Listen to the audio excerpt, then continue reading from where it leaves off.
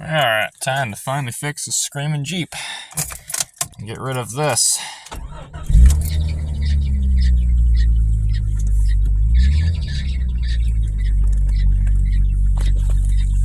Got a new alternator. At least I'm 95 to 99% sure that's what that is, because that's the only pulley that is screeching like that when I turn it by hand.